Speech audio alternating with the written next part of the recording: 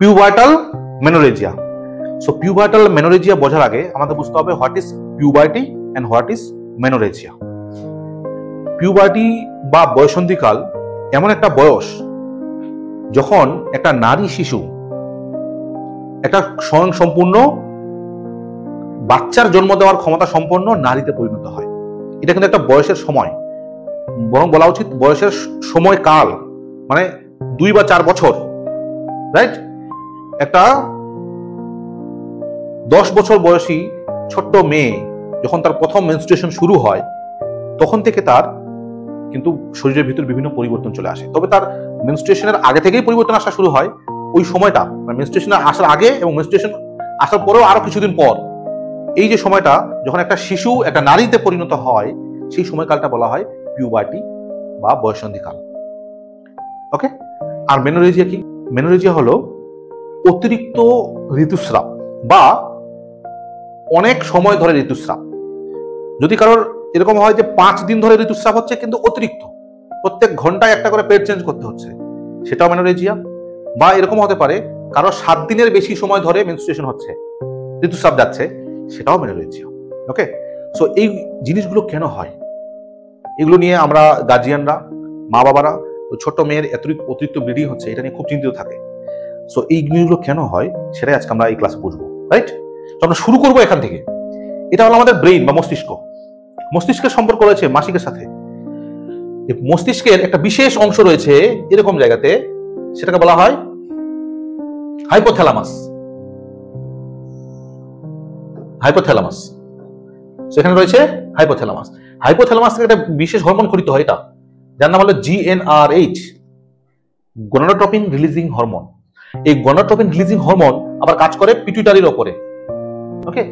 Pituitary তখন সেখান থেকে দুটো হরমোন ক্ষরণ করে, FSH এবং LH, follicle stimulating hormone and luteinizing hormone. এই FSH এবং LH আবার ওভারির উপরে কাজ করে, ডিম্বাশয়ের উপরে, এবং ফাইনালি ডিম্বাশয় থেকে স্ট্রোজেন এবং প্রোজেস্টেরন নামক দুটো হরমোন সিক্রেশন হয়। স্ট্রোজেন আর প্রোজেস্টেরন নামক দুটো হরমোন সিক্রেশন হয়। এই হরমোনগুলো আবার ওভারির উপরে কি কি প্রভাব ফেলতে পারে, এই হরমোনগুলো আবার জরায়ুর উপরে গিয়ে প্রভাব ফেলে। সো আমরা ধাপে ধাপে একটার সাথে একটা সম্পর্ক আলোচনা করব এবং কোনটার সাথে কি পরিবর্তন ঘটলে অন্যটার মধ্যে পরিবর্তন আসে সেটা আলোচনা করব, রাইট? সো এটাকে কি আমরা কি বলি? এটা ব্রেনের হাইপোথ্যালামাস, পিটুইটারি এবং ওভারি, হাইপোথ্যালামো পিটুইটারি ওভারিয়ান অ্যাক্সিস। ওকে, এই সম্পর্কটাকে বলা হয়। তো এই অ্যাক্সিস কিন্তু মাসিক এর ঋতুস্রাব নিয়ন্ত্রণ করতে পারে। তার মানে ব্রেইনের উপরে কিন্তু এর নির্ভরশীলতা রয়েছে। এখন আমরা আলোচনা করব এখানে এই যে ওভারির উপরে FSH এবং LH কাজ করছে, ওভারির ভেতরে কি ঘটনা ঘটের জন্য, ওভারির ভেতরে যে FSH এবং LH এর প্রভাবে ওভারির ভেতরে কি পরিবর্তন ঘটে সেটা শুরু করব আমরা এখান থেকে। ওভারির ভেতরে প্রত্যেক নারীর দুটো করে ওভারি রয়েছে, ডান ওভারি এবং বাম ওভারি। এই ওভারির ভেতরে তারা জন্ম থেকেই অনেকগুলো ডিম নিয়ে জন্মগ্রহণ করে। একটা নারী শিশু অনেকগুলো ডিম নিয়ে জন্মগ্রহণ করে। সেই ডিমগুলোর মধ্যে থেকে কিছু কিছু ডিম প্রত্যেক মাসে এই FSH হরমোনের প্রভাবে বাড়তে শুরু করে, মানে বেড়ে যায়। কিভাবে বাড়ে? এই যে দেখো, এই ছোট ছোট ডটস গুলো দেখতে পাচ্ছি আমরা, এগুলোকে বলা হয় প্রাইমোর্ডিয়াল ফলিকল। এই প্রাইমোর্ডিয়াল ফলিকল গুলো হলো সবচেয়ে ছোট ফলিকল, যেটা একটা নারী শিশুর ওভারিতেও রয়েছে। এই প্রাইমোর্ডিয়াল ফলিকল গুলো FSH হরমোনের প্রভাবে প্রথমে প্রাইমারি ফলিকলে পরিণত হয়। কোন হরমোনের প্রভাবে? FSH। তারপরে এই FSH হরমোনের প্রভাবেই প্রাইমারি ফলিকল সেকেন্ডারি ফলিকল টারশিয়ারিতে, টারশিয়ারি ফলিকল আর্টারি ফলিকলে, আর্টারি ফলিকল গ্রাফিয়ান ফলিকলে পরিণত হয়। এই ফলিকলের কথা অর্থ কি? ফলিকল কথা অর্থ হচ্ছে যে এর ভেতরে একটা ডিম থাকবে, এর বাইরে কতগুলো কোষপুঞ্জ থাকবে এবং এই জায়গাটা তরলপূর্ণ থলি। তাহলে এটা পুরো মিলে হচ্ছে ফলিকল। ফলিকল মানেই কিন্তু ডিম নয়, ওর ভেতরে ডিম একটা রয়েছে, রাইট? এই ফলিকলটা বেড়ে ওঠে আর ওর ভেতরে যে ডিমটা রয়েছে সেটা ম্যাচিওর হতে থাকে। ডিম অলরেডি রয়েছে কিন্তু ডিমটা ম্যাচিওর থাকে না, শুধু সেটাকে ম্যাচিওর হয়, সেটা পূর্ণ বিকাশ ঘটে। আচ্ছা, এই যে পরিবর্তনগুলো ঘটছে, মানে ওই প্রাইমোর্ডিয়াল ফলিকল থেকে বেড়ে বেড়ে যে গ্রাফিয়ান ফলিকল আসছে, এইটা হতে সময় লাগে মোট 13 দিন। ওকে। আচ্ছা, এখানে আপনাকে যখন প্রাইমোর্ডিয়াল ফলিকল থেকে বাড়া শুরু হচ্ছে সেটাকে ধরে নিলাম ডে 1। ডে 1 মানে মাসিক সাইকেলের প্রত্যেকটা নারী তার যে মাসিক সাইকেল, ঋতু সাইকেল হয়, মাসে মাসে যে মাসিক আসে, তো এটা তো সাইক্লিক্যাল, ধরে নাও এটা একটা সাইকেল। এই সাইকেলটা শুরু কোথায়? শুরু কিছু নেই, তাহলে আমি এখান থেকে শুরু করতে পারি, কেউ এখান থেকে শুরু করতে পারে, এখান থেকে শুরু করতে। এই জন্য আমরা সার্বজনীন একটা নিয়ম হচ্ছে শুরুটা ধরতে হবে যেদিন থেকে একটা নারীর ঋতুস্রাব যাওয়া শুরু হবে, মাসিক শুরু হবে, সেই দিনটাকে ধরা হবে ডে 1 বলে। তাহলে এখানে ডে 1 বলে আমি কি বিবেচনা করছি? যেদিন মাসিকের রক্ত যাওয়া শুরু হলো সেই দিনটা, রাইট?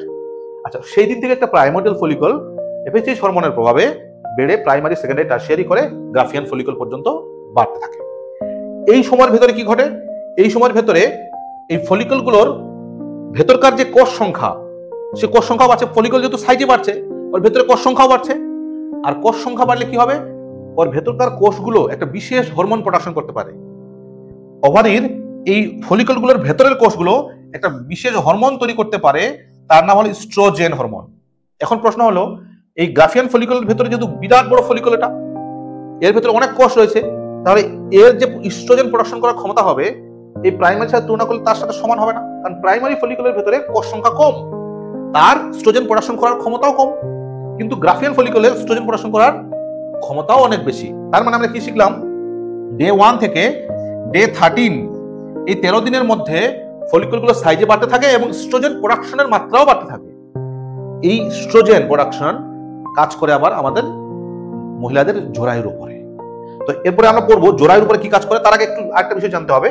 যখন এটা গ্রাফিয়ান ফলিকল হয়ে যায় ডে 13-এ, তখন ডে 14-এ গিয়ে এটা আবার কি হয়ে যায়? এই ফলিকলটা ফেটে যায়, রাপচার হয়ে যায়। ফেটে গিয়ে এখান থেকে ওর ভেতরে যে ডিমটা ছিল, এগ, সেই ডিমটা বাইরে বেরিয়ে যায়। এই প্রসেসটাকে বলা হয় ওভিউলেশন। ভেরি ভেরি ইম্পর্টেন্ট, ডিম্বপাত বা ওভিউলেশন। এই ডিম্বপাত কখন ঘটে? 14তম দিনে, ডে 14। যদি কারোর সাইকেল 28 দিনের হয়, তার ডিম্বপাত ঘটে 14তম দিনে। 14তম দিনে এই ডিমটা বেরিয়ে যাওয়ার পরে বাকি যে কোষপুঞ্জটা পড়ে থাকে, মানে ওর খোলসটা, সেই খোলসটা পরিণত হয় এলএইচ হরমোনের প্রভাবে। এখানে এলএইচ হরমোন হেল্প করে। কোন হরমোন? এলএইচ।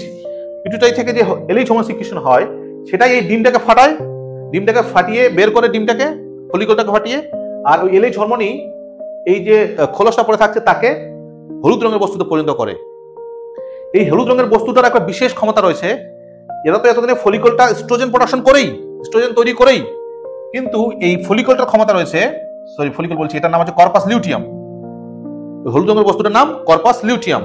কর্পাস লিউটিয়াম একটা বিশেষ ক্ষমতা রয়েছে, সে প্রোডাকশন করতে পারে প্রজেস্টেরন হরমোন। আর আগে থেকে তো ইস্ট্রোজেন হরমোন প্রোডাকশন করতোই। ইস্ট্রোজেন হরমোন আগে থেকে প্রোডাকশন করতো, সেটা করতেই থাকবে। তার মানে একটা কর্পাস লিউটিয়ামের প্রজেস্টেরন এবং ইস্ট্রোজেন দুটোই প্রোডাকশন করতে থাকে। এখানে ইস্ট্রোজেনের মাত্রা কমে যায় ঠিকই, কিন্তু প্রজেস্টেরনের মাত্রা হঠাৎ করে বাড়তে থাকে শরীরে। এই এতদিন ধরে প্রথম 14 দিনে শুধুমাত্র প্রজেস্টেরন সিক্রেশন হয়, আর পরে মানে ওভিউলেশন হওয়ার পর থেকে ইস্ট্রোজেন এবং প্রজেস্টেরন দুটোরই প্রভাব থাকে। তো এই হরমোনগুলো ইস্ট্রোজেন এবং প্রজেস্টেরন এই প্রথম 14 দিনে কি পরিবর্তন করে জরায়ুতে, এবং পরের 14 দিনে কি পরিবর্তন করে জরায়ুতে, সেটা আমরা ডিসকাশন করবো এর পরের স্লাইডে। ওকে, কাম ইন নেক্সট স্লাইড। এই স্লাইডটা দেখো, এখানে আমরা কি শিখলাম? যে ধাপে ধাপে ধাপে ধাপে ইস্ট্রোজেন প্রোডাকশন হচ্ছে।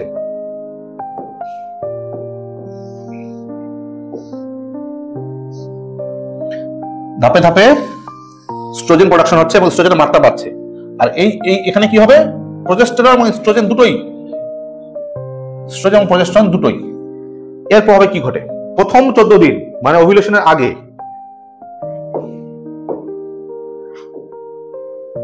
ওভিউলেশনের আগে এই যে শুধুমাত্র ইস্ট্রোজেন প্রোডাকশন হয়, ইস্ট্রোজেনের জন্য জরায়ুর সবচেয়ে ভেতরের যে স্তর তার নাম হলো এন্ডোমেট্রিয়াম। আর এই এন্ডোমেট্রিয়ামকে কি করতে থাকে? চওড়া করতে থাকে, পুরু করতে থাকে। ওই এন্ডোমেট্রিয়াম একটা ছোট্ট অংশ এখানে দেখানো হয়েছে, এই যে এখানে।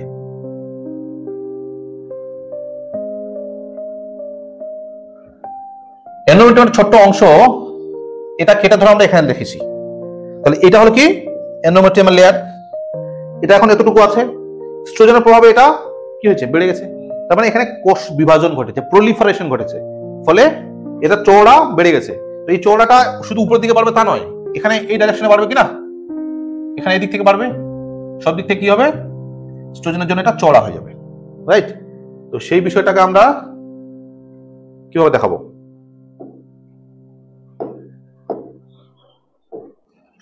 এখানে ইস্ট্রোজেনের জন্য এটা আরো পুরু হতে থাকবে। প্রথম 14 দিনের কি হয়, এটা শুধু পুরু হতেই থাকে, এন্ডোমেট্রিয়ামটা পুরু হতে থাকে।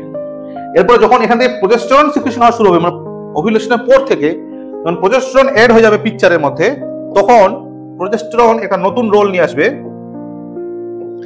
প্রজেস্টেরন ইস্ট্রোজেনের সাথে কাজ করা শুরু করবে এবং প্রজেস্টেরন এখানে গ্রন্থির সঞ্চার ঘটাবে, রক্তনালীর সঞ্চার ঘটাবে এবং এই এন্ডোমেট্রিয়ামের কোষগুলোর মধ্যে এমন ডিফারেন্সিয়েশন নিয়ে আসবে, এমন পরিবর্তন নিয়ে আসবে যাতে এই কোষগুলো আগের থেকে তুলনামূলক দৃঢ়ভাবে একে অপরের সাথে যুক্ত থাকে, মানে স্টেবিলাইজ হয়, শক্ত হয় এন্ডোমেট্রিয়ামটা, রাইট? তাহলে ইস্ট্রোজেন এই এন্ডোমেট্রিয়ামটাকে পুরু করে এন্ডোমেট্রিয়ামের স্তরটাকে বাড়ায়, আর প্রজেস্টেরন এন্ডোমেট্রিয়ামের স্তরটাকে সেও বাড়ায় সামান্য, কিন্তু তার মেইন কাজ হচ্ছে এখানে গ্ল্যান্ডস নিয়ে আসে, গ্রন্থি নিয়ে আসে, স্পাইরাল আর্টারি নিয়ে আসে, মানে রক্তনালী নিয়ে আসে, এবং কোষগুলোর মধ্যে ডিফারেন্সিয়েশন করে, কোষগুলোর মধ্যে বিশেষ একটা পরিবর্তন নিয়ে আসে যাতে করে কোষগুলো একে অপরের সাথে বেশি শক্তভাবে যুক্ত থাকে। তার মানে কি পুরো এন্ডোমেট্রিয়ামটাই স্টেবিলাইজ হয়, পুরো এন্ডোমেট্রিয়ামটাই শক্তিশালী হয়, নিউট্রিয়েন্ট রিচ হয় এবং রক্তনালী সঞ্চার ঘটে বলে সেখানে অক্সিজেন সাপ্লাইও ভালো থাকে। এই এতক্ষণে আমরা এটা কেন করছিলাম? ইস্ট্রোজেন এবং প্রজেস্টেরনের মাধ্যমে এন্ডোমেট্রিয়ামটাকে কেন রেডি করা দরকার হয়? তার কারণ যদি কোনো মায়ের প্রত্যেক মাসে একটা করে ডিম্বাণু তৈরি হয়, তো যদি কোনো মায়ের ডিম্বাণুর সাথে শুক্রাণু মিলিত হয়, তার মানে একটা মানুষের এককোষী জীবের সৃষ্টি হয়। এককোষী যদি মানুষ সৃষ্টি হয়, সেই এককোষী মানুষটা পরবর্তীকালে এটা এখান থেকে চলে আসতে শুরু করে, মানে ফেলোপিয়ান টিউবে এখান থেকে শুরু হয়। এই ফেলোপিয়ান টিউবের এই অংশে, এম্পালা অংশে শুক্রাণু এবং ডিম্বাণু মিলিত হয়ে একটা জাইগোট তৈরি হয়। সেই জাইগোট বিভাজিত হয়, একটা কোষ থেকে দুটো কোষ, 4, 8, 16, 32, 64 এভাবে কোষ বিভাজিত হয়ে হয় এটা এমব্রায়ো গঠিত হয়। সেই এমব্রায়ো যখন এই ফেলোপিয়ান টিউব থেকে এসে জরায়ুতে প্রবেশ করে না, তখন জরায়ু তখন সেই এমব্রায়োটাকে নিজের ভেতরে অ্যাকসেপ্ট করে। কিভাবে অ্যাকসেপ্ট করে? দেখো, ওই এমব্রায়োটার ভেতরে কিন্তু কোনো রক্তনালী নেই, কোনো হার্টস নেই, কোনো আমাদের মতো ডাইজেস্টিভ সিস্টেম নাই, মানে পরিপাকতন্ত্র নাই। তাহলে এমব্রায়োটাও তো একটা জীব, সেটা তো মানুষের প্রথম ধাপ। তাহলে তার তো নিউট্রিশন দরকার আছে, তার কোষগুলো বেড়ে ওঠার জন্য নিউট্রিশন দরকার আছে, অক্সিজেনের দরকার আছে। সেটা সে কোথা থেকে পাবে? তার তো কোনো নিজস্ব হার্ট নাই, নিজস্ব লাংস নাই, তাহলে সে কোথা থেকে অক্সিজেন পাবে? সে তখন অক্সিজেন এবং নিউট্রিয়েন্ট নেয় এই মায়ের এন্ডোমেট্রিয়াম থেকে। মায়ের এন্ডোমেট্রিয়ামে সেটা পতিত হয়ে যায়, মায়ের এন্ডোমেট্রিয়ামের মধ্যে ইমপ্লান্টেড হয়ে যায়, ওর মধ্যে ঢুকে পড়ে, তখন সেখান থেকে সে অক্সিজেন এবং নিউট্রিশন নেয়, রাইট? তাহলে মায়ের এন্ডোমেট্রিয়ামটাকে ওই বাচ্চাটাকে নেওয়ার জন্য, রিসিভ করার জন্য রেডি হতে হবে। সেটাই আমরা এতক্ষণ করছিলাম। ইস্ট্রোজেন এবং প্রজেস্টেরনের মাধ্যমে এন্ডোমেট্রিয়ামটাকে প্রত্যেক মাসে মায়েরা কি করে রেডি করে, একটা অ্যান্টিসিপেটিং বাচ্চা আসবে কিনা তার জন্য রেডি করে। মনে করেন এই মাসে হয়তো আমার গর্ভে সন্তান আসবে, তার জন্য এন্ডোমেট্রিয়ামকে রেডি রাখতে হবে। সেই জন্য প্রত্যেক মাসে মায়েরা নিজের এন্ডোমেট্রিয়ামকে রেডি করে। কিন্তু আজকের ক্লাসে আমরা ডিসকাশন করব প্রেগন্যান্সি নিয়ে নয়। মানে আমরা প্রেগন্যান্সি যদি প্রেগন্যান্সি না আসে, যদি শুক্রাণু এবং ডিম্বাণু মিলন না হয়, তাহলে এন্ডোমেট্রিয়ামটা কি হবে? এন্ডোমেট্রিয়াম তো আগে থেকে তো মায়েরা জানে না যে আমার শুক্রাণুর সাথে ডিম্বাণু মিলন হবে নাকি, কিন্তু তৈরি করে প্রত্যেক মাসেই। প্রশ্ন হলো, যদি কারোর শুক্রাণু ডিম্বাণু মিলিত না হয়, যদি প্রেগন্যান্সি না আসে, তখন সেই এন্ডোমেট্রিয়ামের কি ঘটবে? সেটা হচ্ছে আজকে ক্লাসে আমাদের ডিসকাশনের বিষয়। আচ্ছা, তাহলে আমরা প্রেগন্যান্সিকে তুলে দিলাম। আচ্ছা, এখানে যে এন্ডোমেট্রিয়ামটা তৈরি হয়েছে, এই এন্ডোমেট্রিয়াম কার দ্বারা তৈরি হয়েছে? এই কর্পাস লিউটিয়ামের ইস্ট্রোজেন এবং প্রজেস্টেরনের দ্বারা। কর্পাস লিউটিয়ামের ইস্ট্রোজেন এবং প্রজেস্টেরন ওই এন্ডোমেট্রিয়ামটাকে দৃঢ়ভাবে শক্ত করে ধরে রেখেছে। এই কর্পাস লিউটিয়াম গঠিত হয়েছিল 14 দিনের পরে। এরপরে এটা 8 থেকে 10 দিন পর্যন্ত কর্পাস লিউটিয়ামের কোষগুলো অ্যাক্টিভ থাকে। তারপরে এই কোষগুলো প্রোগ্রাম সেল ডেথ বা অ্যাপোপ্টোসিস প্রক্রিয়ার মাধ্যমে কোষগুলো ধীরে ধীরে রিগ্রেশন হতে থাকে, মরতে থাকে। তখন এই হলুদ কোষগুলো কি হয়? এই সাদা রঙের একটা ছোট বস্তুতে পরিণত হয়, এটাকে বলা হয় কর্পাস এলবিকেন্স। তো কর্পাস লিউটিয়াম যখন সময়ের সাথে সাথে কর্পাস এলবিকেন্সে পরিণত হবে, তখন এর ইস্ট্রোজেন এবং প্রজেস্টেরন হরমোন তৈরি করার ক্ষমতা ছিল, সেটা সব বসে যাবে, সব বন্ধ হয়ে যাবে। তখন কি হবে? এই ইস্ট্রোজেন এবং প্রজেস্টেরন যখন এই হরমোন পাবে না, এন্ডোমেট্রিয়াম যখন এই হরমোনকে পাবে না, তখন ওর ভেতরে থাকা কোষ, ওর ভেতরে থাকা যে রক্তনালীগুলো সঞ্চার ঘটিয়েছিল কে প্রজেস্টেরন, সেই রক্তনালীগুলো হঠাৎ সংকোচন হয়ে যাবে। রক্তনালীগুলো সংকোচন হয়ে গেলে কোষ মরা শুরু হবে এন্ডোমেট্রিয়ামের মধ্যে। সেটা আমরা ডিসমেনোরিয়া ক্লাসে ডিসকাস করেছি। এর মধ্যে কি হবে? কোষগুলো মরে গিয়ে এই এন্ডোমেট্রিয়ামের কোষগুলো মরে গিয়ে এন্ডোমেট্রিয়ামটা ভেঙে যাবে। ভেঙে গিয়ে রক্তের মাধ্যমে এটা বের হতে শুরু করবে। এখান থেকে রক্তক্ষরণের মাধ্যমে এন্ডোমেট্রিয়ামটা সহ বের হতে শুরু করবে। এটাকে আমরা কি বলি? এটাকে বলি আমরা মেনস্ট্রুয়েশন বা ঋতুস্রাব। তাহলে ঋতুস্রাব কখন ঘটে? যখন ইস্ট্রোজেন এবং প্রজেস্টেরনের অভাব ঘটে জরায়ুতে, আর সেটা প্রত্যেক মাসে হবে। সেই জন্য মেনস্ট্রুয়েশনটা প্রত্যেক মাসে হয়। এখন প্রশ্ন হলো, যদি এরকম ঘটে যে এই যে ডিমটা তো বেরিয়ে যাচ্ছে, তারপরে ডিম থেকে তো তৈরি হচ্ছে এই কর্পাস লিউটিয়াম, যদি এই ডিমটা না বের হয়, মানে যদি ওভিউলেশন না হয়, সেটাকে বলা হয় অ্যানোভিউলেশন। যদি অ্যানোভিউলেশন হয় কারণ মানে ওভিউলেশন না হয়, ডিম্বপাত না হয়, ডিমটা যদি না বের হয়, তাহলে কর্পাস লিউটিয়াম গঠন হবে না। কর্পাস লিউটিয়াম যদি গঠিত না হয়, তাহলে এস্ট্রোজেনের সাথে প্রজেস্টেরন যে তৈরি হচ্ছিল, সবচেয়ে ইম্পর্টেন্ট হরমোন প্রজেস্টেরন হবে না। আর প্রজেস্টেরন না হলে এটাকে যে শক্তিশালী করছিল, মানে এটাকে স্টেবল করছিল, স্টেবল হবে না। স্টেবল যদি না হয়, তখন মাসিকের সময় সেক্ষেত্রেও মাসিকটা হবে, মাসিক তো হবেই, কিন্তু প্রজেস্টেরনের অভাবে কি হবে, মাসিকটা যখন হবে তখন ইউট্রাসের সংকোচন ঘটে, জরায়ুর সংকোচন ঘটে, আর ওর ভেতরকার এন্ডোমেট্রিয়ামটা যদি দুর্বল হয়, নরম হয়, তাহলে এটা দ্রুত খসে বেরিয়ে চলে আসবে এবং অতিরিক্ত ব্লিডিং হবে, কারণ এন্ডোমেট্রিয়ামটা দুর্বল বলে। হঠাৎ করে গোড়া এন্ডোমেট্রিয়ামটা শ্যাট অফ হয়ে যাবে, অতিরিক্ত ব্লিডিং হবে। রাইট, নাম্বার 1 এটা গেল আমাদের অ্যানোভিউলেশনের কারণে অতিরিক্ত ব্লিডিং যেতে পারে। আরেকটা জিনিস হয়, এর আগে আমরা পিকচারে কি দেখলাম, যে উপরে ছিল হাইপোথ্যালামাস, হ্যাঁ, তার নিচে কে ছিল, পিটুইটারি, তার নিচে কে ছিল, এফএসএইচ এবং এলএইচ। এখন দেখো, যে কোনো একটা সেটআপ যখন নতুন বসে, ধরো একটা নতুন হসপিটাল আমরা খুলেছি, হসপিটালের সবচেয়ে টপকে থাকে, হসপিটাল টপে কে থাকে, হসপিটাল ম্যানেজমেন্টের টপে থাকে কিন্তু সিএমওইচ, ওকে, মানে সেই জেলার সিএমওইচ সমস্ত হসপিটালকে নিজের নখদর্পণে রাখে। তার নিচে কে থাকে, সেই হসপিটালের মালিক। তার নিচে কে থাকে, সেই হসপিটালের স্টাফ। তার নিচে থাকে তার ছোট ছোট স্টাফগুলো। ধাপে ধাপে একে অপরের দ্বারা কন্ট্রোল হয় কিনা, সিএমওইচ সমস্ত হসপিটালকে কন্ট্রোল করে। তো সিএমওইচ যদি তার নিজের পদে প্রথম আসে, তাহলে কোন হসপিটাল কোথায় আছে আমার জেলার মধ্যে, হ্যাঁ, কোন হসপিটালকে কিভাবে মেনটেন করবো, এগুলো তার বুঝতে একটু অসুবিধা হবে কিন্তু। আচ্ছা, যদি হসপিটালটাই প্রথম হয়, সিএমওইচ পূর্ণ ধরলাম, হসপিটাল যদি প্রথম হয়, তাহলে হসপিটালের যিনি অনার, মালিক, সে হসপিটালটা কিভাবে প্রথমে চালাবে তার বুঝে তো অসুবিধা হয় যদি অভিজ্ঞতা না থাকে, থাকবেই তো। তার নিচে তার যারা স্টাফ আছে, তাদের ডক্টর, নার্সিং স্টাফ, আর অন্যান্য স্টাফ যারা প্যারামেডিক্যাল স্টাফ রয়েছে, তাদেরকে মেনটেন করা অসুবিধা হবে। যে নতুন ডক্টর নতুন হসপিটালে গিয়ে জয়েন করেছে, কোন পেশেন্টকে কিভাবে দেখতে হবে, কখন রাউন্ড দিতে হবে, এগুলো বুঝতে অসুবিধা হবে। তার মানে কি, যখন একটা সেটআপ নতুন চালু হয়, তখন সেখানকার যারা ওয়ার্কিং এজেন্ট, তারা তাদের নিজের রোলটাকে বুঝতে পারে না, তাই কি না, বুঝতে পারে না। ওই একই জিনিস ঘটে একটা নতুন মেনস্ট্রুয়েশন শুরু হওয়া মেয়ের শরীরেও। যে মেয়েটার বয়স 12 বছর, নতুন মেনস্ট্রুয়েশন শুরু হয়েছে, তার হাইপোথ্যালামাসের সাথে একটা পিটুইটারির সম্পর্ক স্থাপন করতে হবে, পিটুইটারির সাথে ওভারির সম্পর্ক স্থাপন করতে হবে, ওভারির সাথে জরায়ুর সম্পর্ক স্থাপন করতে হবে। সম্পর্ক রয়েছে কিনা প্রত্যেকটা অর্গানের সাথে, প্রত্যেকটা অর্গানের এই সম্পর্কগুলো স্টাবলিশ হতে কিছুদিন সময় লাগে।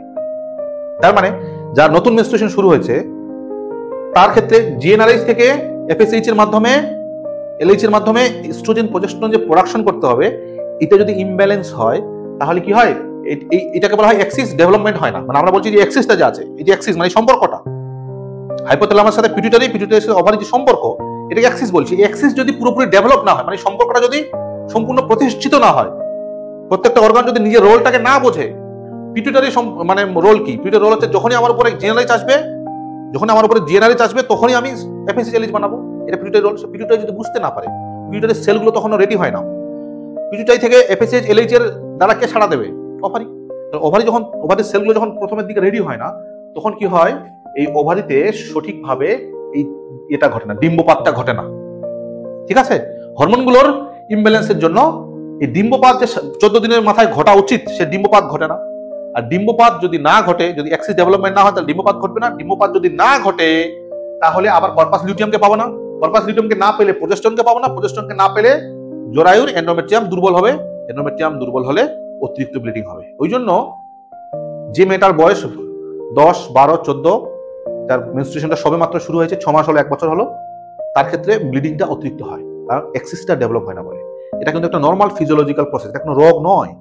এটা সময়ের সাথে সাথে তার ডেভেলপ হয়ে যাবে, সেটা ঠিক হয়ে যাবে।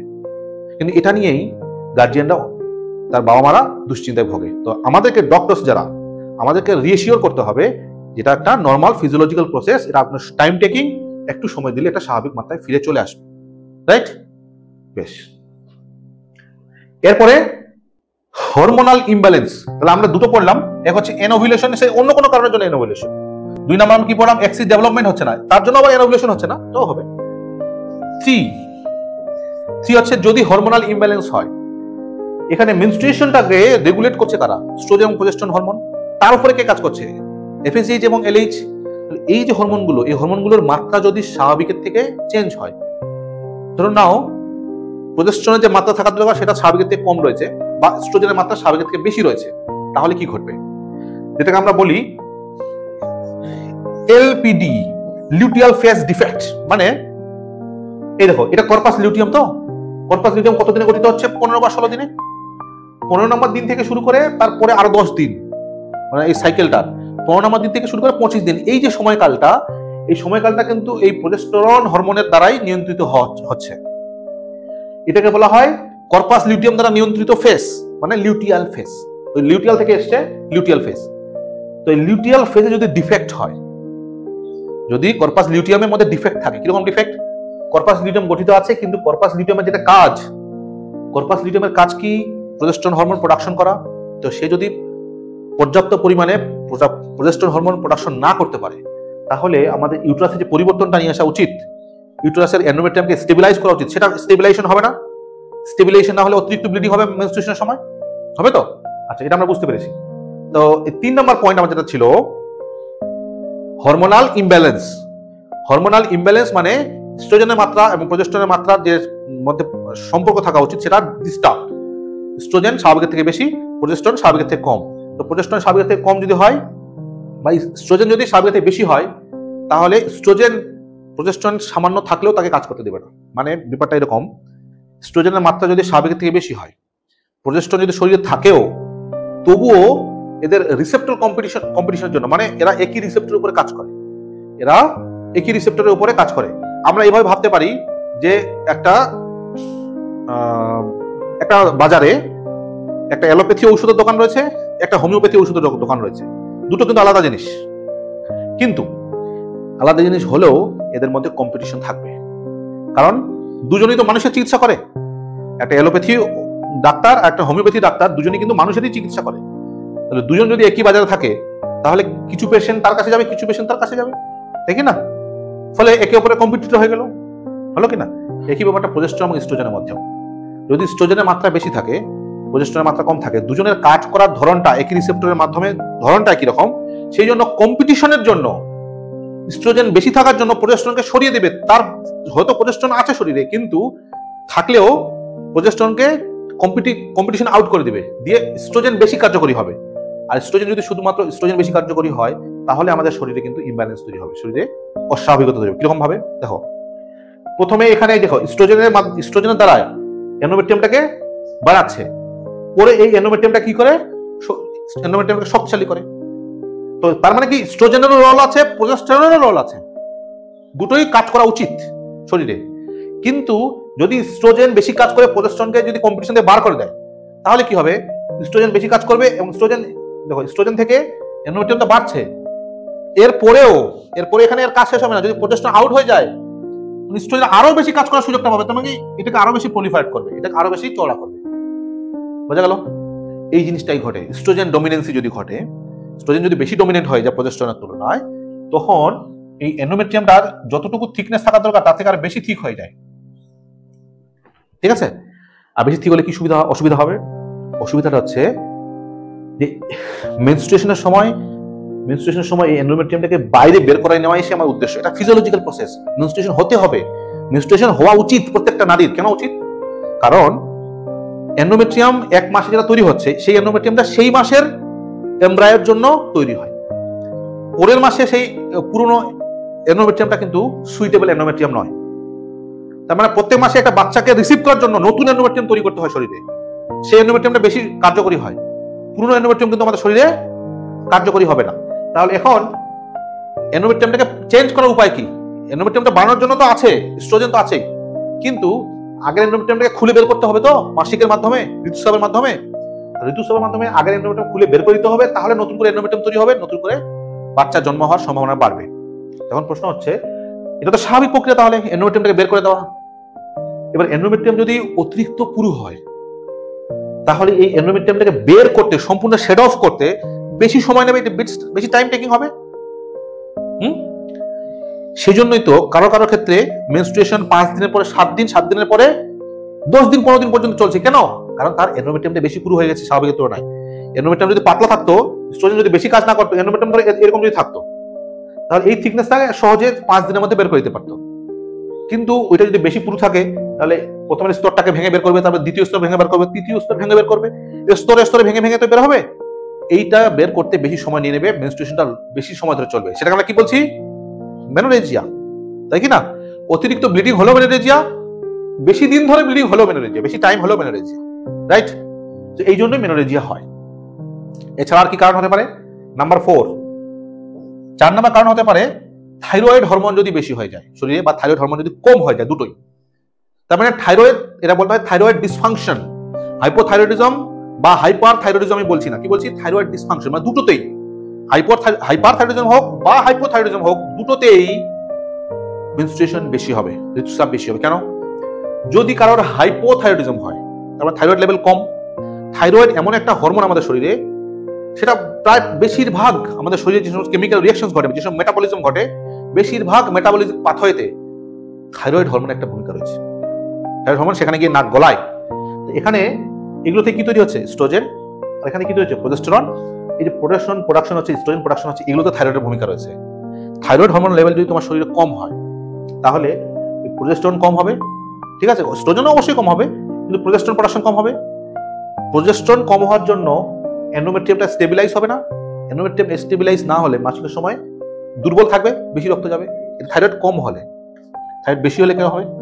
থাইরয়েড যদি বেশি হয়, সেক্ষেত্রে এই যে ফলিকলটা প্রাইমোর্ডিয়াল ফলিকল থেকে বেড়ে উঠে গ্রাফিয়ান ফলিকল হতে কত টাইম নিচ্ছে? 13 থেকে 14 দিন।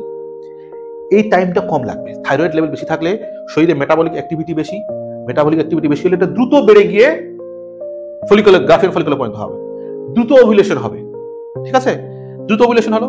আচ্ছা, দ্রুত ওভুলেশন হওয়ার পরে এই প্রসেসটা যদি দ্রুত যায়, তাহলে এখান থেকে প্রোজেস্টেরনও প্রোডাকশন হবে, সেটাও ঠিক আছে, প্রোডাকশন বেশি হবে।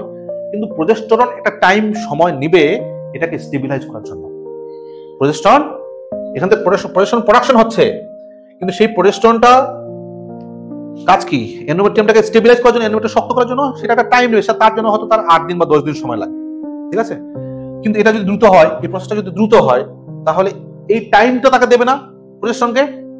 প্রোজেস্টেরন তখন যথেষ্ট টাইম পাবে না, তাহলে কি হবে? দ্রুত সাইকেলটা হবে। যে সাইকেলটা 28 দিন হওয়ার কথা, সেই সাইকেলটা হয়তো 21 দিন বা 20 দিনে হয়ে যাচ্ছে। এবং প্রোজেস্টেরন যেহেতু স্টেবিলাইজ করার সময়টা পায়নি, তখনও মেনস্ট্রুয়েশনের সময় বেশি ব্লিডিং হবে, মেনোরেজিয়া হবে। ক্লিয়ার? বেশ। নাম্বার 5 হচ্ছে ব্লিডিং ডিসঅর্ডার। ব্লিডিং ডিসঅর্ডার যদি হয়, সেক্ষেত্রে কি হবে? দেখো, ব্লিডিং ডিসঅর্ডার বলতে আমরা হিমোফিলিয়াকে এখানে পিকচারতে বার করে দিচ্ছি, কারণ হিমোফিলিয়া মেলসের ক্ষেত্রেই বেশি হয়। ভবিষ্যতে কি হয়তো ফিমেলসদের মধ্যে আমরা হিমোফিলিয়া দেখবো, কিন্তু আপাতত তোমরা মনে করো যে ফিমেলসদের মধ্যে হিমোফিলিয়া হয় না। তাহলে ফিমেলসদের মধ্যে কোন কোন ব্লিডিং ডিসঅর্ডার হতে পারে? এক নাম্বার হচ্ছে ভন উইলিব্রান্ড ডিজিজ, আর হচ্ছে প্লেটলেট কাউন্ট কম, ঠিক আছে? থ্রম্বোসাইটোপিনিয়া, প্লেটলেট কাউন্ট কম। প্লেটলেট কাউন্ট যদি কম হয়, প্লেটলেট মানে হচ্ছে অণুচক্রিকা। আমরা 3 ধরনের রক্তকণিকা চিনি, লোহিত রক্তকণিকা, শ্বেত রক্তকণিকা এবং অণুচক্রিকা। অণুচক্রিকা হলো প্লেটলেট। তো অণুচক্রিকা বা প্লেটলেট কিন্তু রক্ত তঞ্চন ঘটায়, রক্ত জমাট বাঁধায়। রক্ত জমাট বাঁধতে যদি প্লেটলেটের সংখ্যায় কম থাকে, রক্ত জমাট বাঁধবে না। তাহলে এখান থেকে যখন ব্লিডিং হবে, তখন যদি রক্ত জমাট বাঁধার প্রক্রিয়াটা ওটাকে বাধা সৃষ্টি করে আর কি। রক্ত জমাট আমাদের রক্ত ক্ষরণ করা তো আমাদের উদ্দেশ্য না। মাসিকের উদ্দেশ্য কি? এন্ডোমেট্রিয়ামটাকে চেঞ্জ করা, এন্ডোমেট্রিয়ামটাকে বাইরে বের করে দেয়, এটা কিন্তু উদ্দেশ্য। এবার এন্ডোমেট্রিয়ামটা কি? এন্ডোমেট্রিয়ামটা একটা সেমি সলিড পদার্থ, ওর সাথে কিছু রক্ত মিক্স করতে হয়, মানে ফিজিওলজিক্যাল প্রসেস বলছি। ওর সঙ্গে কিছু রক্ত মিক্স করতে হয় যাতে ওটা বেরিয়ে যায়, ওই জন্য রক্তক্ষরণটা আমরা করাচ্ছি। কিন্তু রক্তক্ষরণ করানো তো আমাদের উদ্দেশ্য না।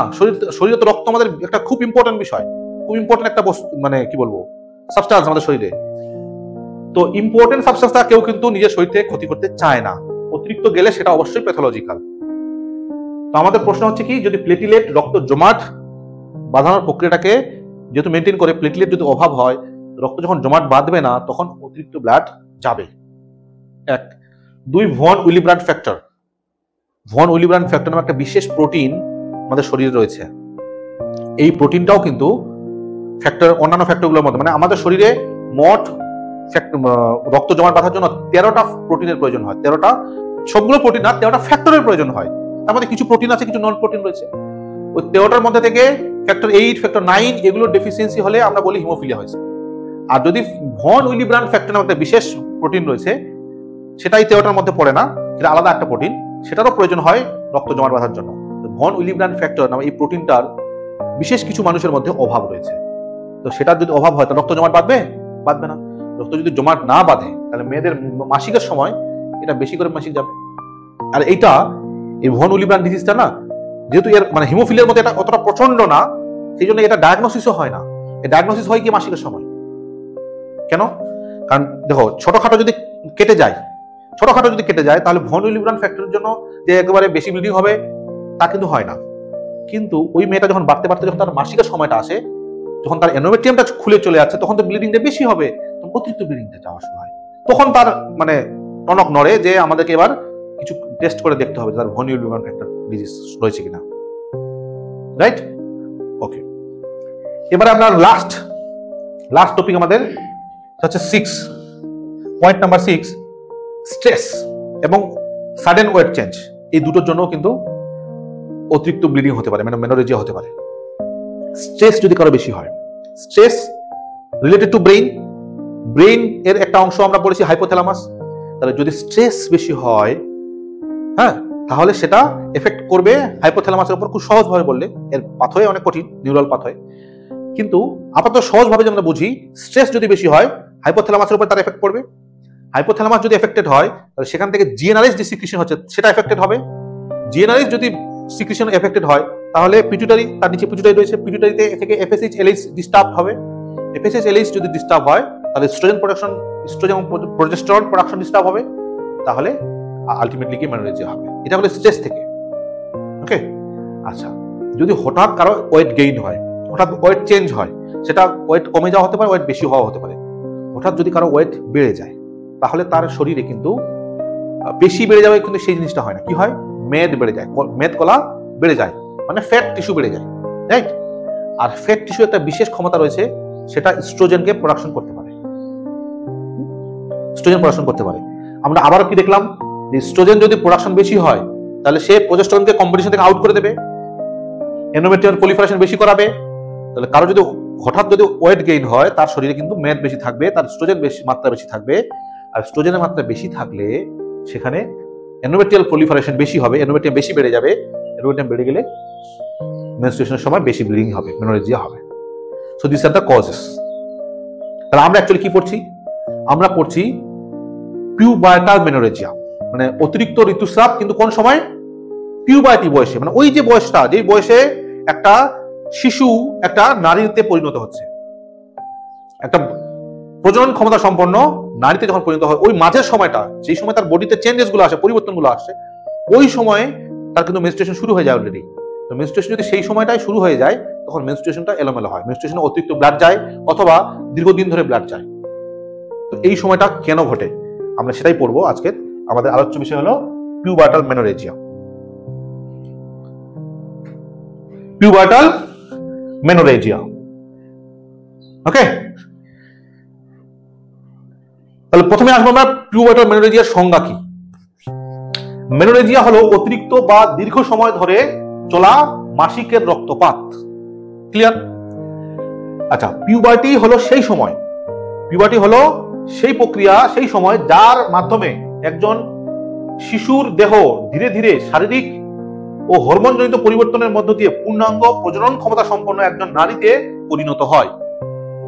এটা সাধারণত ওই 10 থেকে 13 বছর এই সময়টাই হয় বেশিরভাগ নারীর ক্ষেত্রে, 10 থেকে 13 বছর ওই বয়সটা। রাইট? ওকে, তাহলে আমরা পড়বো পিউবার্টাল মেনোরেজিয়া কি। পিউবার্টাল মেনোরেজিয়া হয় পিউবার্টির শুরুর সময়, সাধারণত 10 থেকে 16 বছর বয়সে। 10 থেকে 16 বছর বয়সে, 13 থেকে 16টাও হয়, এটার সংখ্যা খুব কম। আমরা যেটা বেশিরভাগ পেশেন্ট গুলো পাই সেটা হচ্ছে 10 থেকে 13 বছর বয়সের মধ্যে। 14 বছর বয়সে পিউবার্টাল মেনোরেজিয়া অলরেডি ওই যে অ্যাক্সিস ডেভেলপমেন্ট হয়ে যায়। তো তবু পেশেন্ট পাওয়া যেতে পারে, কারো কারো শরীরে হয় না, পেশেন্ট পাওয়া যেতে পারে। তবে টোটাল মানে আমরা বলবো 10 থেকে 16 বছর, কিন্তু বেশিরভাগ পেশেন্ট হবে ওই 10 থেকে 13 বছরের মধ্যে। রাইট? ওকে, আমরা মেনোরেজিয়া কখন বলবো? যদি 80 ml এর বেশি রক্তপাত হয়, একটা মেনস্ট্রুয়েশনে মানে ওই যে 5 দিন বা 7 দিন চলবে, পুরো 5 দিনের মধ্যে যদি 80 ml এর বেশি রক্ত যায় বা 7 দিনের বেশি স্থায়ী হয়, তখন সেটাকে বলবো আমরা মেনোরেজিয়া। তাহলে যদি কারোর মেনোরেজিয়া হয় কম বয়সে এবং অতিরিক্ত ব্লাড যায়, তাহলে আমরা সেটা কি বলবো? Pubertal menorrhagia. নেক্সট, এর কারণ কি কি? এরা অলরেডি আমরা ডিসকাস করে ফেলেছি। এন ওভুলেশন একটা কারণ। এন ওভুলেশন হলে এটা সবচেয়ে বেশি কারণ, মানে সর্বাধিক সাধারণ কারণ এটাই, সবচেয়ে সাধারণ কারণ এন ওভুলেশন। এন ওভুলেশন হলে আমরা কর্পাস লিউটিয়াম পাবো না, কর্পাস লিউটিয়াম না পেলে প্রোজেস্টেরন পাবো না, প্রোজেস্টেরন না পেলে এন্ডোমেট্রিয়াম দুর্বল হবে, অতিরিক্ত ব্লাড যাবে। Clear? Number 2, hormonal imbalance. Hormonal imbalance আমরা কি পড়েছি? এস্ট্রোজেনের মাত্রা স্বাভাবিক থেকে যদি বেশি হয়ে যায়, প্রোজেস্টেরনের মাত্রা স্বাভাবিক থেকে যদি কম হয়ে যায়, বা এফএসএইচ, এলএইচ এগুলোর মাত্রা যদি ডিস্টার্ব হয়, তাহলে আলটিমেটলি গিয়ে ওই প্রোজেস্টেরনের অভাবে বা এস্ট্রোজেনের অতিরিক্ত মাত্রার জন্য এন্ডোমেট্রিয়ামটা বেশি প্রলিফারেশন হবে, বেশি এন্ডোমেট্রিয়ামটা পুরু হয়ে যাবে, শক্ত হবে না, অতিরিক্ত ব্লাড যাবে। পিসিওএস এটা ডিসকাস করা হয়নি। পিসিওএস যদি হয় তাহলে কেন পিউবার্টাল মেনোরেজিয়া হতে পারে? ওই কম বয়সী ছোট নারী মানে শিশুদেরও, তখন শিশু বলবো না, কি বলবো তাদেরকে? কিশোরী, কম বয়সী কিশোরী, ধরো যার বয়স 12 বছর, সবে মাত্র মেনস্ট্রুয়েশন শুরু হয়েছে, 3টা সাইকেল চলছে, তার কিন্তু পিসিওএসও থাকতে পারে সাথে। মেনস্ট্রুয়েশন সবে শুরু হয়েছে, তার সাথে পিসিওএস এরও সিমটমস রয়েছে। তো যদি কারো পিসিওএস থাকে, পিসিওএস তো এমন একটা ডিজিজ যেখানে রেগুলার ওভুলেশন হয় না, তাই না? অ্যানোভুলেটরি সাইকেল ঘটে। ওভুলেশনটা যদি না ঘটে, তাহলে ওখান থেকে কর্পাস লিউটিয়াম গঠন হবে না। কর্পাস লিউটিয়াম গঠন না হলে আগের মতো এক্সপ্লেনেশন, প্রোজেস্টেরন হবে না। প্রোজেস্টেরন না হলে একইভাবে মেনস্ট্রুয়েশন বেশি হবে। সেই জন্য পিসিওএস যদি থাকে তাহলে কিন্তু পিউবার্টাল মেনোরেজিয়া হবে।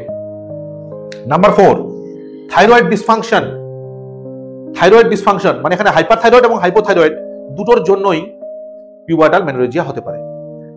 ব্লিডিং ডিসঅর্ডার, যেখানে আমরা বলেছি প্লেটলেট কাউন্ট কম হলে, থ্রম্বোসাইটোপেনিয়া হলে বা ভন উইলিব্রান্ড ডিজিজ থাকলে এই ব্লিডিং ডিসঅর্ডার গুলোতেও হতে পারে। ইমোশনাল স্ট্রেস বা ওয়েট চেঞ্জ, এখানে ওয়েট গেইন কিন্তু বলা হয়নি, ওয়েট বেড়ে যাওয়ার কথা বলা হয়নি, দুটোই। ওয়েট চেঞ্জ, হঠাৎ ওয়েট খুব কমে গেলে বা হঠাৎ ওয়েট খুব বেড়ে গেলে, দুটোতেই পিউবার্টাল মেনোরেজিয়া হবে। রাইট? ওকে, এবার আমরা আসছি প্যাথোফিজিওলজিতে। এই গোড়া থেকে এই রোগগুলো হয় কিভাবে, একদম সাইন্টিফিক বেসিস। প্রথমে কি বলছি আমরা? হাইপোথ্যালামিক পিটুইটারি ওভারিয়ান অ্যাক্সিস পুরোপুরি পরিপক্ক হয় না। এখানে হাইপোথ্যালামাসের সাথে পিটুইটারি সম্পর্ক, পিটুইটারির সাথে ওভারি সম্পর্ক, এটা সম্পূর্ণ স্থাপিত হয় না। সম্পূর্ণ স্থাপিত না হলে কি হবে? এন ওভুলেটরি সাইকেল হবে, মানে সাইকেলটা হবে ঠিকই কিন্তু ওভুলেশন নাই সে সাইকেলে। ওভুলেশন না হলে কি হবে? এস্ট্রোজেন ডমিনেন্ট হবে, প্রোজেস্টেরন নেই। এস্ট্রোজেন ডমিনেন্ট সাইকেল হবে, এস্ট্রোজেনের মাত্রা বেশি। ওকে, এস্ট্রোজেন ডমিনেন্ট হলে কি হবে? Uncontrolled endometrial growth. এস্ট্রোজেন যতদিন থাকবে, এস্ট্রোজেন তো সাধারণত প্রথম 14 দিন কাজ করে, এন্ডোমেট্রিয়ামটাকে বাড়ায়। পরের 14 দিনে প্রোজেস্টেরন যখন চলে আসে, তখন এস্ট্রোজেনের কাজ করার ক্ষমতাটা কমে যায়। কিন্তু যদি প্রোজেস্টেরন না থাকে, তাহলে পুরো সাইকেলটা জুড়েই এস্ট্রোজেন কাজ করবে। তার মানে কি হবে? আনকন্ট্রোলড এন্ডোমেট্রিয়াম গ্রোথ হবে। আনকন্ট্রোলড এন্ডোমেট্রিয়াম গ্রোথ হলে ডিলেইড শেডিং হবে। তাহলে ওই যে অতিরিক্ত যে এন্ডোমেট্রিয়ামটা অতিরিক্ত বেড়ে গেল, সেটাকে খসিয়ে বের করতে বেশি সময় লাগবে, ডিলে হবে, বেশি সময় নিবে, সেটাকে বলা হচ্ছে ডিলেইড শেডিং। শেডিং মানে শেড অফ করা, মানে ওই এন্ডোমেট্রিয়ামটাকে খসিয়ে বের করা আসে। বোঝা গেল? তাহলে যদি এন্ডোমেট্রিয়াম পুরো খসে বেরোতে বেশি সময় নেয়, তাহলে ঋতুস্রাবটা বেশি দিন ধরে চলবে, কি হবে? হেভি ব্লিডিং হবে। ওকে, আর কি হচ্ছে? এন ওভুলেশন যদি হয়, এন ওভুলেশন হলে আমরা এটা একটা প্যাথোফিজিওলজি, এটা আরেকটা টেকনিক। এন ওভুলেশন যদি হয় তাহলে আনঅপোজড এস্ট্রোজেন থাকবে, এস্ট্রোজেনকে বাধা দেওয়ার কেউ নেই। আর এস্ট্রোজেন প্রোজেস্টেরন দুটোই যদি থাকে মার্কেটে, তাহলে একে অপরকে কম্পিটিশন করে চলবে, তাই না? সেকেন্ড ফেজটাতে, ওভুলেশনের পরের ফেজটাতে প্রোজেস্টেরন যখন বেশি আসে, তখন এস্ট্রোজেনকে আর অতটা কাজ করতে দেয় না, প্রোজেস্টেরন কম্পিটিশন চলে আসে, ফলে তখন আর বেশি এন্ডোমেট্রিয়াল গ্রোথটা বেশি হয় না, এন্ডোমেট্রিয়াম স্টেবিলাইজেশনটা বেশি হয় সেই সময়। তো যদি এনোভুলেশন হয়, প্রোজেস্টেরন যদি পিকচারে না থাকে, তাহলে তো শুধু একাই এস্ট্রোজেন, তাহলে কি হবে? আনঅপোজড এস্ট্রোজেন কাজ করবে, অপোজ করা কেউ নেই, বাধা দেওয়ার কেউ নেই। তাহলে কি হবে? হাইপারপ্লেসিয়া হবে, মানে স্তরগুলো বেড়ে যাবে। ঠিক আছে? হাইপারপ্লেসিয়া হলে আবার হেভি ব্লিডিং হবে। এগুলো পুরো প্যাথোফিজিওলজি। এরপর আমরা পড়বো লক্ষণ ও উপসর্গ। কি কি লক্ষণ হতে পারে? 7 দিনের বেশি মাসিক ঋতুস্রাব চলবে, রাইট? প্রতি ঘন্টায় একটি পেট ভিজে যাবে। এই যে প্রতি ঘন্টায় একটি পেট ভেজে যাচ্ছে, তাহলে এজ এ ডক্টর আমাকে তো জানতে হবে যে ওই মেয়েটার দিনে কতগুলো পেট লাগছে। তাহলে পেট শুধু না, মানে পেট বলে বলছি না, পুরো মেনস্ট্রুয়াল হিস্ট্রি নিতে হবে। তার কতদিন অন্তর অন্তর মেনস্ট্রুয়েশন হয়, মেনস্ট্রুয়েশন হলে কতদিন দীর্ঘস্থায়ী হয়, দীর্ঘস্থায়ী হলে কতদিন, মানে একটা দিনের মধ্যে কতগুলো পেট চেঞ্জ করতে হয়, এই হিস্ট্রিগুলো নিতে হবে। তার পেট সম্পূর্ণ ভর্তি হয় কিনা তার আগে ফেলে দেয়, এই হিস্ট্রিগুলো নিতে হবে। রাইট, এগুলো পার্সোনাল কোশ্চেন হলেও জিজ্ঞেস করতে হবে পেশেন্টকে। ওকে, এরপর আমরা কি জানছি, রক্ত জমাট বাঁধা রক্ত বেরোবে। দেখো, যদি কারোর স্বাভাবিক মেনস্ট্রুয়েশন হয়, রক্ত যদি কারোর স্বাভাবিকভাবে আসে, সেক্ষেত্রে কিন্তু রক্ত একে অপরের সাথে জমাট বেঁধে দলা পাকায় না। কিন্তু যখন অতিরিক্ত ব্লাড হবে, তখন ভেজাইনার মধ্যে ওই মানে ইউট্রাস থেকে রক্ত বেরিয়ে আসছে, ভেজাইনার মধ্যে রক্ত একে অপরের সাথে দলা বাঁধিয়ে ক্লট হয়ে যায়, বা ইউট্রাস থেকে ক্লট পাস হয়। জরায়ুর ভেতরেই রক্ত একে অপরের সাথে দলা পাকিয়ে ক্লট তৈরি হয় এবং সেই ক্লট পাস হয়। তো যদি জমার বাঁধা রক্ত বের হয়, তার মানে কি অতিরিক্ত রক্ত যাচ্ছে, এটা তার সাইন। আমাদেরকে পেশেন্টকে জিজ্ঞেস করতে হবে, আপনার কি শুধু রক্ত আসছে নাকি দলা পাকিয়ে আসছে রক্ত? যদি দলা পাকিয়ে আসে, তার মানে কি বোঝা আছে, রক্ত স্বাভাবিকের থেকে বেশি আসে। কারণ স্বাভাবিকের থেকে বেশি না হলে রক্ত কখনো দলা পাকাবে না। আচ্ছা, দুর্বলতা, পেশেন্ট বলবে আমার শরীর খুব দুর্বল, ক্লান্ত তো হবেই, তার কারণ এনিমিয়া হবে। রক্ত অতিরিক্ত ক্ষরণ হওয়ার ফলে তার শরীর রক্তের অভাবের জন্যই দুর্বলতা আসবে, আর স্কুল বা কাজে বিঘ্নতা ঘটবে। অতিরিক্ত ব্লাড গেলে তার বারবার পেট চেঞ্জ করার প্রয়োজন, শরীরের দিকে দুর্বল, স্কুল যাবে কি করে? সেটা কিন্তু এটাও হিস্ট্রি দেবে মায়েরা। এটা এখানে সাধারণত যেহেতু কম বয়সী মেয়েরা নিজেরা বলতে পারে না স্বতঃস্ফূর্তভাবে, তার মায়েরা বা তার বাবা কিন্তু কমপ্লেন করতে পারে। তো মায়েরা কি কমপ্লেন করবে, যে আমার মেয়ের যখন মেনস্ট্রুয়েশন হয়, অতিরিক্ত ব্লাড যায়, 7 দিন ধরে যায়, স্কুল যেতে পারে না সেই সময়, এগুলো কমপ্লেন করবে। তার বুঝে নিতে হবে কি, তা পিউবার্টাল মেনোরেজি হচ্ছে। ওকে, তাহলে এবার আমরা শুরু করছি ডায়াগনোসিস। ডায়াগনোসিসে আমাদের প্রথম যেটা স্টেজ, সেটা হলো হিস্ট্রি নেওয়া। প্রপারলি ওই ছোট মেয়েটার কাছে প্রপার হিস্ট্রি নিতে হবে, যে তার মেনস্ট্রুয়েশন কবে থেকে শুরু হয়, কতদিন মেনস্ট্রুয়েশন চলে, মেনস্ট্রুয়েশন কতদিন ধরে স্থায়ী হয়, এবং এক এক দিনে কতগুলো পেট তাকে চেঞ্জ করতে হয়। রাইট, পেট যখন চেঞ্জ করে সে সম্পূর্ণ ভর্তি হওয়ার পরে করে কিনা, এগুলোর কথা জিজ্ঞেস করতে হবে। মানে আমাকে ডিসাইড করতে হবে তার হেভি মেনস্ট্রুয়েশন হচ্ছে নাকি স্বাভাবিকই হচ্ছে, তাই কি না? আচ্ছা, আর কি, ফিজিক্যাল এক্সামিনেশন। ফিজিক্যাল এক্সামিনেশন বলতে কিন্তু এখানে আমরা কখনোই পার ভেজাইনাল এক্সামিনেশন করব না। রাইট, তার কারণ এখানে আমাদের পেশেন্ট কারা, এখানে আমাদের পেশেন্ট হচ্ছে 12 থেকে 14 বছর বয়সী মেয়েরা, 10 থেকে 14 বা 10 থেকে 16 বছর ধরলাম। এই মেয়েরা কিন্তু সাধারণত আনম্যারিড। তো আনম্যারিড একটা মেয়ে কিন্তু ভার্জিন, আমি ধরে নিতে পারি তাকে ভার্জিন মেয়ে। এখন এজ এ ডক্টর আমরা যদি তাকে পার ভেজাইনাল এক্সামিনেশন করি, তার ভার্জিনিটি ব্রেক হয়ে যাবে। ভার্জিনিটি ব্রেক হলে কিন্তু সেটা মানে কার্যকরী নয়, সেটা আইনত ঠিক না। সেই জন্য এই ধরনের পেশেন্টকে আমরা কিন্তু পার ভেজাইনাল এক্সামিনেশন করব না। রাইট, আচ্ছা, সিবিসি, এরপরের সিবিসি ব্লাড টেস্ট। তো এই সিবিসি ব্লাড টেস্ট করে আমরা এই পেশেন্টের জন্য কি ইনফরমেশন পাবো? এই পেশেন্টের জন্য আমরা যে ইনফরমেশনটা পাবো সেটা হচ্ছে হিমোগ্লোবিন লেভেল। সিবিসির মধ্যে হিমোগ্লোবিন লেভেল থাকে, তো হিমোগ্লোবিন লেভেল কমে যাবে। রাইট, কারণ অতিরিক্ত ব্লাড গেলে হিমোগ্লোবিন লেভেল কমে যাবে, number 1। Number 2, platelet count. Platelet, PLT ধরলাম, প্লেটলেট কাউন্ট। আমরা জানি কি থ্রম্বোসাইটোপেনিয়া হলে তার রক্ত জমাট বাঁধতে অসুবিধা হয়। তো যদি কারোর প্লেটলেট কাউন্ট কম থাকে, তার জন্য তো তার মেনোরেজি হতে পারে, তাহলে সেটাও তো আমাদের দেখতে হবে যে প্লেটলেট কাউন্ট কম রয়েছে নাকি। রাইট, এই দুটো আমরা সিবিসি থেকে ইনফরমেশন পাবো। আচ্ছা, টিএসএইচ থেকে কি ইনফরমেশন পাবো? থাইরয়েড। তো যদি কারোর টিএসএইচ বেশি থাকে, তার মানে কি তার হাইপোথাইরয়েডিজম আছে, হাইপোথাইরয়েডিজম রয়েছে। হাইপোথাইরয়েডিজম থাকলে তাকে কি দেবো, সেই হিসেবে ট্রিটমেন্ট দেবো, এলট্রক্সিন, থাইরোনম, থাইরক্সিন হরমোন সাপ্লিমেন্ট দেবো। যদি কারোর টিএসএইচ লেভেল স্বাভাবিকের থেকে কম থাকে, তার মানে কি হাইপার থাইরয়েডিজম হয়েছে, অ্যাকচুয়ালি থাইরয়েড বেশি, সেই জন্য টিএসএইচ কম। তো যদি কারোর টিএসএইচ কম থাকে, তার মানে তার হাইপার থাইরয়েডিজম আছে। হাইপার থাইরয়েডিজম থাকলে তখন সেক্ষেত্রে আমরা তার হাইপার থাইরয়েডিজমের ট্রিটমেন্ট করবো, নিওমার্কাজল। ওকে, এবারে আমরা চেক করবো কোয়াগুলেশন প্রোফাইল। কোয়াগুলেশন প্রোফাইল মানে রক্ততঞ্চন তার স্বাভাবিক হচ্ছে কিনা সেটা জানার জন্য। তো কোয়াগুলেশন প্রোফাইল এর মধ্যে কি কি টেস্ট পড়ে? কোয়াগুলেশন প্রোফাইলের মধ্যে আমরা প্রথম যে টেস্টটা করবো সেটা হচ্ছে APTT. APTT test. APTT test যদি খুব বেশি হয়ে যায়, তাহলে কি তার রক্ত জমাট বাঁধতে অসুবিধা হচ্ছে, বা আমরা করতে পারি PTINR, প্রথম বিন টাইম এবং ইন্টারন্যাশনাল রেশিও। সো এই টেস্টগুলো করে আমরা যদি দেখি যে পিটি বেশি, PT elevated, PT prolonged, elevated বলা হয় না, প্রলংড, বেশি সময় ধরে পিটি, প্রথম মিন টাইম বেশি, তার মানে কি অনেকক্ষণ সময় পরে তার রক্ত জমাট বাঁধছে। তার রক্ত জমাট বাঁধতে যাওয়ার অসুবিধা, তার তো বেশি রক্তক্ষরণ হবেই, তার তো মেনোরেজিয়া হবেই। তো এপিটিটি, পিটিআইএনআর, বিটিসিটি, এগুলো সব কোয়াগুলেশন প্রোফাইলের মধ্যে পড়ে। তো কোয়াগুলেশন প্রোফাইলে এই পরীক্ষাগুলো আমরা করতে পারি। আমাদের এমন ভাবে টেস্ট করতে হবে যাতে করে পেশেন্টেরও বেশি খরচ না হয়। সম্পূর্ণ প্রোফাইল করতে গেলে তো অনেক বেশ সাপেক্ষ হবে, তো আমাদেরকে ইকোনমিক্যালিও ভাবতে হবে, প্লাস পেশেন্টের কথা ভাবতে হবে, পেশেন্টের যেন ডায়াগনোসিসও হয়, খরচও যেন কম হয়। সেই জন্য প্রথম টেস্ট আছে এপিটিটি। এপিটিটি করে যদি আমরা এলিভেটেড পাই, বাকিগুলো তখন দেখবো কোথায় গন্ডগোলটা রয়েছে। ওকে, আচ্ছা, যদি এপিটিটি দেখি স্বাভাবিক রয়েছে, তাহলে কোয়াগুলেশন প্রোফাইল ভেবে নিতে পারি যে কোয়াগুলেশন প্রোফাইল বাকিটাও ঠিক আছে। আল্ট্রাসাউন্ড একটা করার দরকার আছে। কেন? তার কারণ মেনোরেজিয়ার আরো একটা কারণ হতে পারে যে ইউটেরাসের মধ্যে কোনো ফাইব্রয়েড রয়েছে বা ইউটেরাসের মধ্যে কোনো পলিপ রয়েছে, এগুলোর জন্য অতিরিক্ত ব্লাড যেতে পারে। মানে ইউটেরাসের কোনো অ্যানাটমিক্যাল প্যাথোলজি রয়েছে কিনা সেটা দেখার জন্য। সো ইউটেরাসের অ্যানাটমিক্যাল প্যাথোলজি দেখা যাবে, এন্ডোমেট্রিয়ামের থিকনেস পাওয়া যাবে, এন্ডোমেট্রিয়াম কতটা চওড়া হয়েছে সেই থিকনেসটা পাওয়া যায় ইউটেরাসের আল্ট্রাসাউন্ড রিপোর্টের মধ্যে। ইউটেরাসটা আমরা বলছি না যে এন্ডোমেট্রিয়ামটা বেশি চওড়া হয়ে যাবে, বেশি থিকনেস হয়ে যাবে, থিকনেসটা পাওয়া যায় সেখানে। তাহলে এখান থেকে আমরা কি কি আইডিয়া পাবো যে ইউটেরাসের মধ্যে কোনো অ্যানাটমিক্যাল প্যাথোলজি আছে নাকি, কোনো ফাইব্রয়েড বা পলিপ রয়েছে নাকি যার জন্য বেশি ব্লিডিং হতে পারে, বা এন্ডোমেট্রিওসিস রয়েছে নাকি তার জন্য বেশি ব্লিডিং হতে পারে। আচ্ছা, আর কি হতে পারে?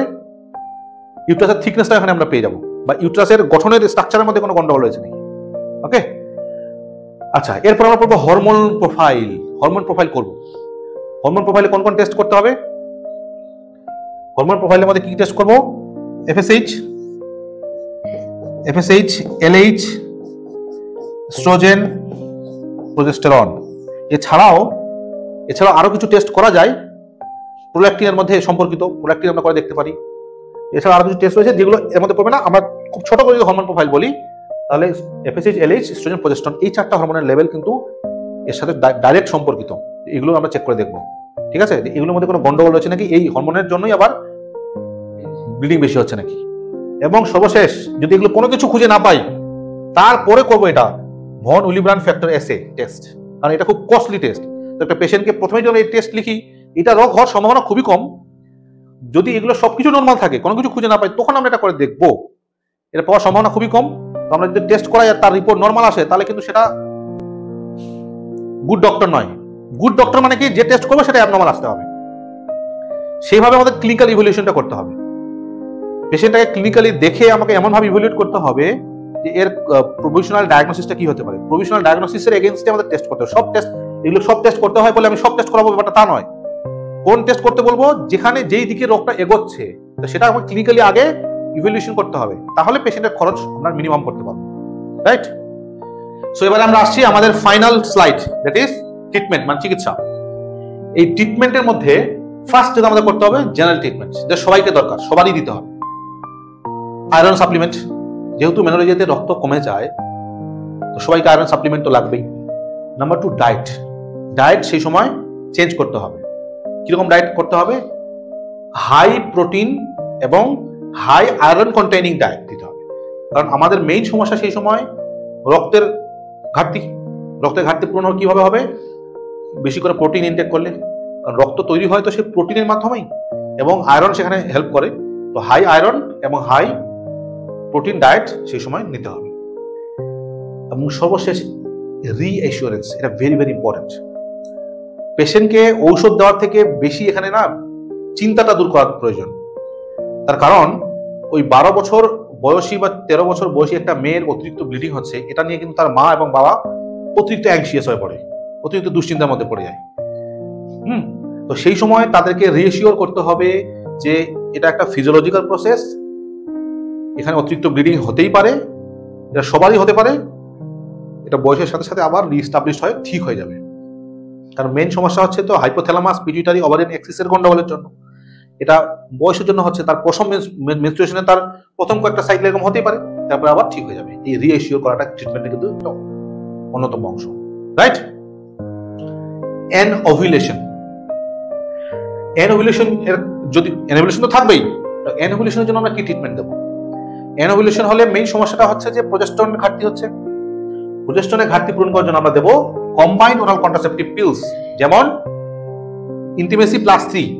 ওকে, যেখানে স্ট্রোজেন এবং প্রোজেস্টেরন দু ধরনেরই মলিকিউল থাকে। ট্যাবলেট ইন্টিমেসি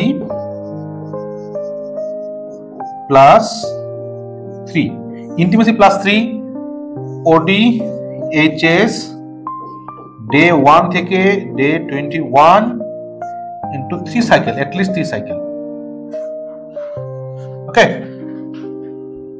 এটা আমাদের দেওয়া প্রয়োজন রয়েছে। সিওসিপি দিলে এখানে প্রোজেস্টেরন পেয়ে যাচ্ছে, স্ট্রোজেন তো পাবেই, সাথে প্রোজেস্টেরন পেয়ে যাচ্ছে। সেই প্রোজেস্টেরনটা এন্ডোমেট্রিয়ামের যে স্টেবিলাইজেশন করার দরকার ছিল সেই স্টেবিলাইজেশন হয়ে যাবে প্রোজেস্টেরন দিয়ে, আর হলে তখন অতিরিক্ত ব্লিডিং হবে না। প্রোজেস্টেরন পিলস, কিছু পিলস আছে যেগুলো প্রোজেস্টেরন অনলি পিলস, সেগুলো আমরা দিতে পারি। যেমন প্রাইমালুটেন বা ট্যাবলেট ক্রিনা এনসিআর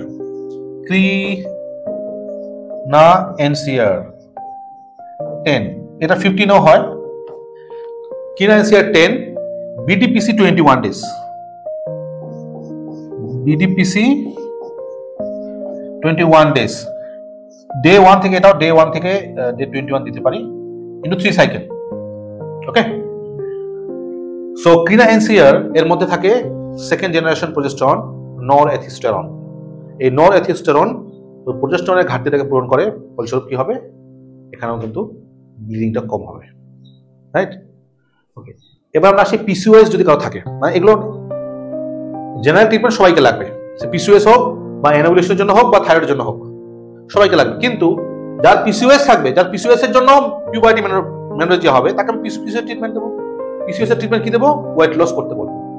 ওই কারো 12-14 বছর বয়সে কিন্তু দেখবে হেভি ওয়েট হয়ে গেছে, মোটা সোটা হয়ে গেছে, তার জন্য তার পিসিওএস হয়ে গেছে, আর পিসিওএস হওয়ার জন্য অতিরিক্ত ব্লিডিং যাচ্ছে, তাকে তাহলে ওয়েট কমার জন্য বলতে হবে, ওয়েট লস করবে। মেটফরমিন এবং সিওসিপি দেবো, যেগুলো পিসিওএস এর ট্রিটমেন্ট আমরা বলেছিলাম। মেটফরমিন এখানে কেন দিতে হবে? কারণ পিসিওএস যারা থাকে তাদের কিন্তু ইনসুলিন রেসিস্টেন্স থাকে, ইনসুলিন রেসিস্টেন্স মেটফরমিন দিয়ে, এটা সুগারের ঔষধ, কিন্তু এখানে দিতে হবে। মেটফরমিন দিলে ইনসুলিন রেসিস্টেন্সটাকে ওভারকাম করবে, পিসিওএস কন্ট্রোলে আসবে, ফলে কি হবে, আবার সব ঠিক হবে। সিওসিপি এখানে দেবো। সিওসিপি দিলে কি হবে? সিওসিপি দিলে মেনস্ট্রুয়াল মানে পিসিওএস এর যে সমস্যা, এখানে সিওসিপি কোন সিওসিপি দেবো? মাই পিল দেবো। ওই একই রকম নিয়ম, ডে 1 থেকে ডে 21 3 সাইকেল। সো মাই পিল ওইটা একটা সিওসিপি, এটা পিসিওএস এর জন্য দেবো। আর এনোভুলেশন হলে তখন দেবো ইন্টিমেসি প্লাস 3, এটাও সিওসিপি। রাইট? ওকে, হাইপোথাইরয়েডিজম, যদি কারো হাইপোথাইরয়েডিজম থাকে, থাইরয়েড কম থাকে, সেক্ষেত্রে থাইরয়েড সাপ্লিমেন্ট থাইরক্সিন হরমোন দিতে হবে, এলট্রক্সিন অথবা থাইরোনম অথবা আর কি যেগুলো পাওয়া যায় মার্কেটে সেগুলো তোমরা দেবে। হাইপারথাইরয়েডিজম থাকলে এটাও হতে পারে, হাইপারথাইরয়েডিজম রয়েছে, সেক্ষেত্রে আমরা কি দেবো? হাইপার থাকলে নিওমার্কাজল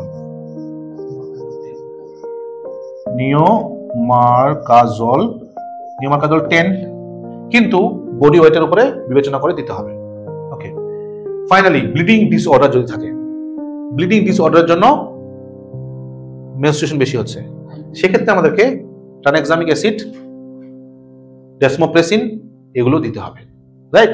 ট্রানএক্সামিক অ্যাসিড ব্লাডটাকে ক্লট হতে সাহায্য করে, আর ডেসমোপ্রেসিন হচ্ছে একটা ভাসোকনস্ট্রিক্টর। ভাসোকনস্ট্রিক্টর মানে রক্তনালীগুলোর সংকোচন ঘটায়।